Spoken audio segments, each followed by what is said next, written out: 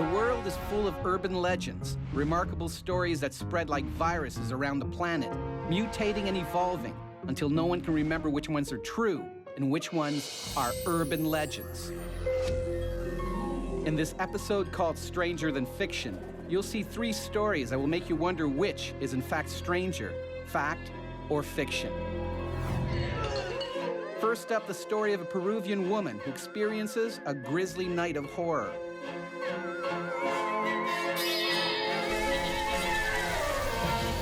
Then a Florida fisherman reels in a whopper of a tale no one can believe. And finally, an all-American football team seriously fumbles rookie night. Watch all 3 stories and decide which urban legends are true and which ones are false. Find out if you guessed right at the end of the show. First, it's a story we like to call Skin Deep. As a young woman living in a small South American village where everyone knows each other, Susana Juarez never imagined anything bad would ever happen to her. Until it did. No, porque casi nunca pasa nada en el pueblo. Lo más que pasa es que hubo un pleito de borrachos en la cantina o que alguien se robó una manzana, pero nada así muy feo, ¿no? But even this tight-knit community couldn't protect Susana from the horrors on a fateful night 2 years ago. Y estaba mareada y con náuseas y solo pensaba en que tenía que escapar. Lo único que podía pensar era, me tengo que salvar.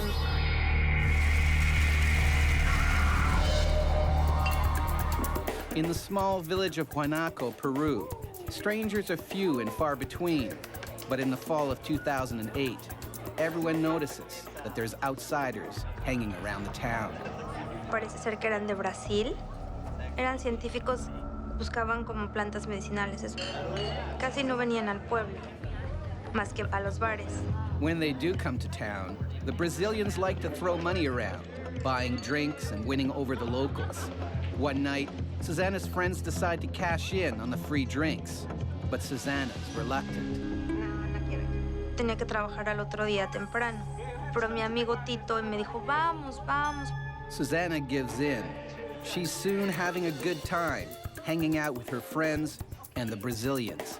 Compraban más y más cervezas y pues ya sabes que cuando están borrachos ya te haces amigo de todo el mundo. As the night wears on, Susana and her friends agree to go back to the Brazilians' camp in the jungle for more drinks. Aparte iba con Tito y con Lorenzo, pues 2 hombres. Yo dije, ay, me van a cuidar si algo pasa. Y ya nos fuimos adentro.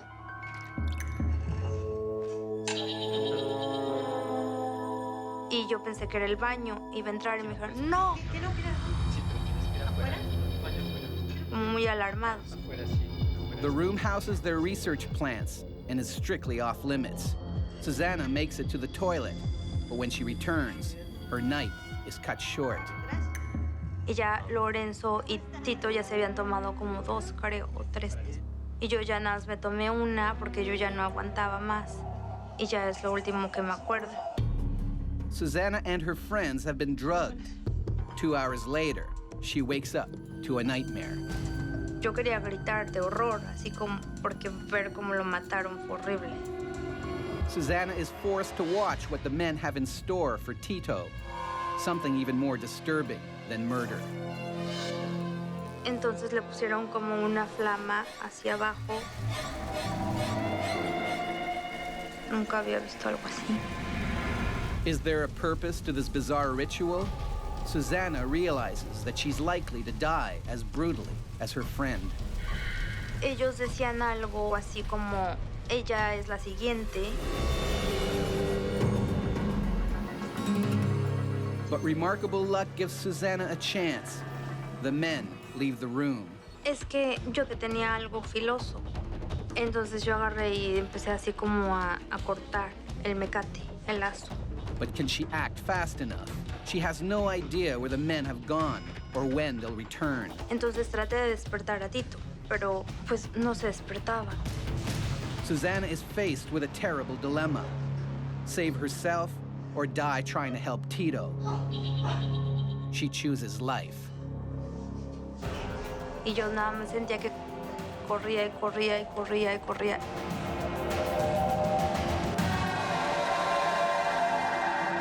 At the police station, no one believes her crazy story. Se veía muy mal, como que había estado tomada, ebria, y por esa razón no le creímos todo el horror que nos contó. Still doubting Susana, Sergeant Alvarez contacts his boss and relays what she's told him. The reaction is stunning. Y él dijo que había tenido información de la Interpol, de que en Switzerland habían hecho lo mismo con unas personas. It's a shocking revelation.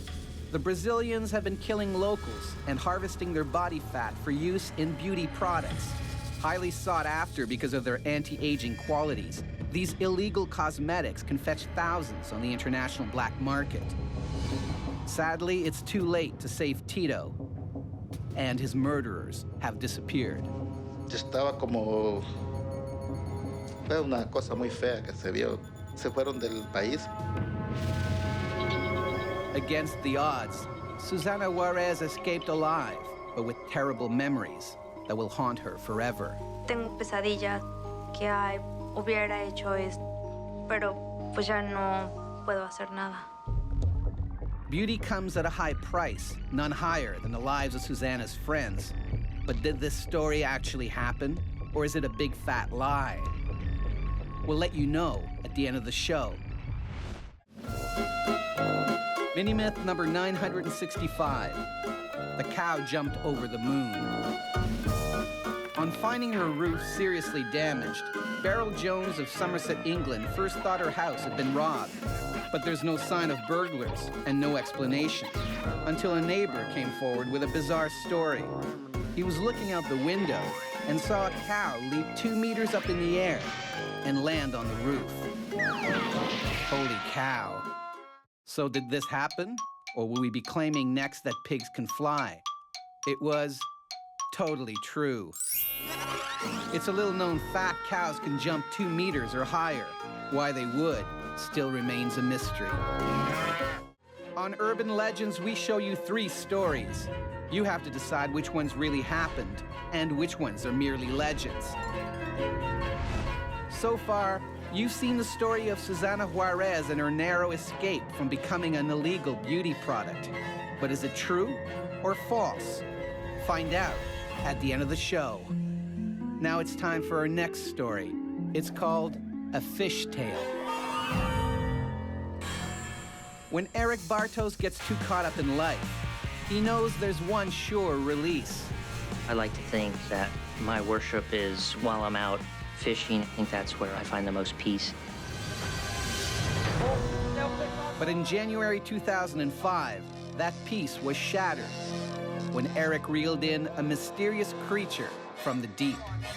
I couldn't believe my eyes. If I wasn't there on board, it still gives me chills. The fishermen would be called liars and cheats. And for one of them, life after this catch would never be the same.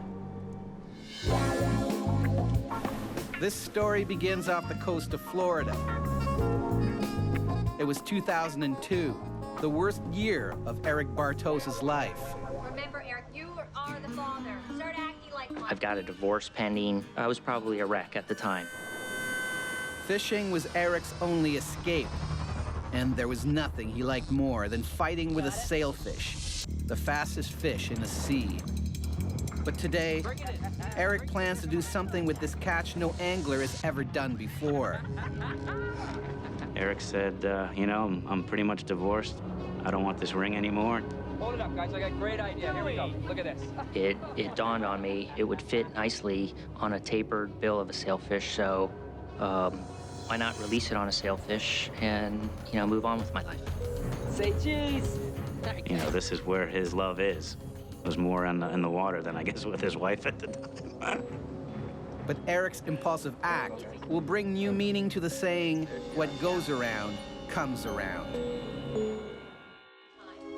2 years later, and Eric is officially divorced. The strange ceremony with his wedding ring seems to have cursed him. Always back on time. Dealing with my ex-wife wasn't the most pleasant experience. It was a very bitter divorce. And my kids, if they see that their parents aren't getting along, then it's going to have some negative impact on them. At least there's still fishing. Well, boys, the fishing's pretty slow. But today's trip is turning into a disaster. With nothing biting, they resort to superstition. And he did his little Costa Rican tradition. Eric actually kissed the fish. It will be a kiss he never forgets. I remember a black shadow coming up. Come on, boys, you got one. It grabs the lucky bait, but it's putting up one heck of a fight. As it starts coming up, I started to see a sailfish. Seemed like a normal sailfish until the bill was shining gold. And I said, holy, it's the bleeping ringfish. I couldn't believe it. What? It's the ringfish! I was blown away. I didn't even know what to say or do. And we all looked at each other like, is that really your ring? It seems impossible. The same fish and the same fisherman ending up in the same spot. Oh, sailfish on log! The boys have a good reason to not believe their eyes. You know, the pattern is each fish probably goes to Mexico and Florida every year. And they can swim up to speeds of 70 miles an hour. If we had been out there a day later or a day earlier, the fish could have been 20 miles north or 20 miles south of us. Wow, you know, the odds of this is just crazy, you know. I need to buy a lottery ticket. But with the fish on board, the boys faced a bigger problem. We're back, guys. What are you, nuts? I said kill the fish. I said no one's gonna believe the story. Kill the fish. No. Eric refuses. I just feel that that fish deserved to be back in the ocean and swimming around. But Eric does want his ring back. Yeah, I actually put it on my hand just so I wouldn't lose it. And I just was perplexed about the whole situation. Back on land, the recapture of the ringfish is about to have serious consequences. Eric's wife reads about the story in a local paper. She was not aware that I put my ring on a sailfish and let it go. It was just shared with a few close friends. And then something remarkable happens. My wife phoned me after she heard about the story. Is it true? Eric is about to get a big surprise. His ex-wife isn't angry with him. Hearing her tell me that, hey, I think this is a sign and it's a sign for peace, I was very relieved, and I felt that my relationship with her and my kids would benefit and my life would be better. But how could this happen? How could the ring come back to him and make such a positive change in his life? An unbelievable explanation comes to Eric's mind. My father was a Navy fighter pilot, and his ashes were sprinkled out in the Atlantic Ocean. And my mom passed away of cancer, and we had scattered her ashes out in the Atlantic as well. Maybe my parents had something to do with sending my ring back to me. A man puts his wedding ring on a fish. Then the same fish brings the ring back 2 years later, just in time to heal the scars of a bitter divorce. Did it really happen? You'll have to wait till the end of the show to find out. Mini-myth number 213. Smells like death. One night over drinks, a friend told Gary Preston that heart attack survivors report smelling burnt toast just before collapse. Gary returned home drunk and was greeted by, you guessed it, the smell of burnt toast, despite the fact that he didn't own a toaster. In panic, Gary grabbed his chest and collapsed to the floor, only to discover his wife had bought a new toaster oven and was cooking up a sandwich. But it was too late. The fright had provoked a genuine heart attack. Was it true or false? It was false. There are many urban myths along these lines, but there's no scientific evidence connecting burnt toast and bad hearts. On Urban Legends, we show you 3 incredible stories. Your mission is to sort out the totally true from the fantastically false. So far, you've seen the tale of Susana Juarez, forced to watch as her friends were harvested for their body fat. And the story of Eric Bartos' incredible fishing fortuity, which brought him back his wedding ring. But which ones are real and which ones are fake? All will be revealed at the end of the show. In the meantime, watch our final story. We've named it Crazy Hazing. Gray Richards lives and breathes football. For the last 14 years, he's devoted himself to coaching high school football in Falls City, Oregon. The day comes when you cannot play anymore, and you want to be involved as much as you can, and for me, coaching is the way to do it. But no amount of success on the field can erase his memory of a tragedy that happened 21 years ago. Every year when our team gets going in our training camp, you have visions of Ricky and the situation that Ricky went through. In 1989, Richards was entering his senior year of college. Getting to your fourth year and playing the game that you love and having an impact on that team, it's quite an accomplishment, I think. From the start of the season at training camp, Richards is at the top of his game. He's not going to let anything bring him down, least of all, a lowly freshman. But hotshot Ricky Whittle is no average rookie, and he knows it. Right from the beginning, he refuses to accept his position as low man on the totem pole. Sometimes the seniors might look at a player like this and think, well, maybe he thinks he's too good.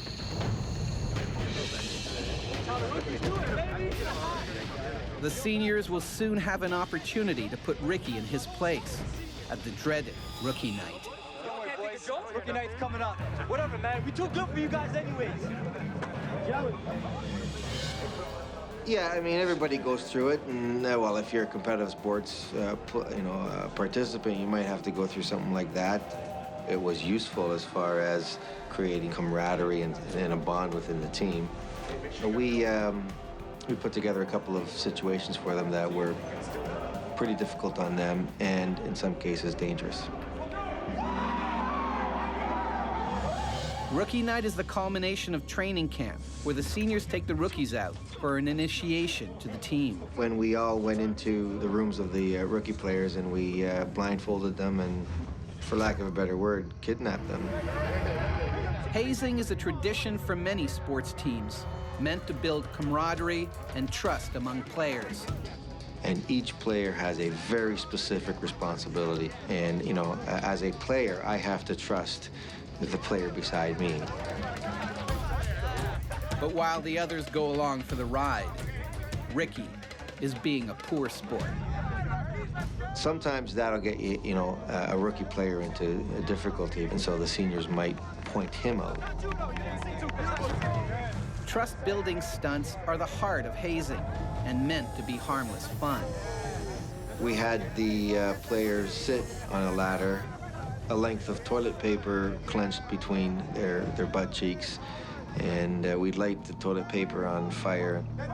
The player had to hope, I guess, that the senior players would extinguish the fire before it did some damage. But once again, Ricky is standoffish, and his attitude problem will cost him during a stunt that no one will soon forget. We walked the players up to a flat roof. You're not afraid of heights, are you? Which was probably 200 feet high. The players stand on the roof, blind to what's in store. Oh, I can't see. I don't want to do this, man! One false move, and the rookies could plummet 60 meters. We asked them to stand on their toes for 30 seconds and hope that they didn't fall off the roof. Ricky was very reluctant. The seniors have a plan. They'll show Ricky who's boss. If you looked at the box, they're not in any danger at all. And, we all thought, oh, we're really going to get him now. Come on, up. Dip your toes. Good job. But Ricky doesn't get up. It looks like he's pulling a prank of his own. We waited a few seconds to see if he was actually playing a joke on us, and we were laughing and pointing at him and thinking this was, fantastic. But is it really a joke? Or has an age-old bonding tradition gone terribly wrong? We nudged his shoulder a little bit, and he wasn't moving. Somebody tried to perform some CPR on him. That wasn't working. It wasn't until the paramedics came when we knew for sure that he was dead. He had a weak heart, which couldn't handle that sort of surprise, if you will. We thought he was playing a joke on us by not getting up, but he didn't. A night meant to bond an all-American football team ends in tragedy during a supposedly harmless prank. So did you fall for Ricky Whittle's terrible end at the hands of the hazers? Or did we betray your trust with a tall tale? It's time to reveal the truth about our three incredible stories. First up, it's the story of Susana Juarez, who barely escaped becoming an ingredient in a high-priced beauty product. But is it fact or fiction? Hay una cosa más sobre esta historia. It's a big, fat lie. This popular Peruvian folktale stems all the way back to a distrust of foreigners from the time of the conquistadors. Next is the tale of Eric Bartos and a sailfish who returned his wedding ring to him. But did it happen? My name is Eric Bartos, and this is a real fish tale. No one believed the fisherman, but Eric showed them by passing a polygraph test in 2005. Yes. Which leaves a story of Gray Richards and a night meant to be a harmless bonding ritual between teammates, which ended in a foul. But is it true? I'm not Gray Richards, and this story didn't happen. This story is completely fake. It's just one of many urban legends involving the theme of college pranks gone wrong. That's the end of our episode called Stranger Than Fiction. Were you able to split the tellingly true from the fictitiously false? Don't worry if you couldn't. You'll get another chance to separate fact from fiction in the next installment of Urban Legends.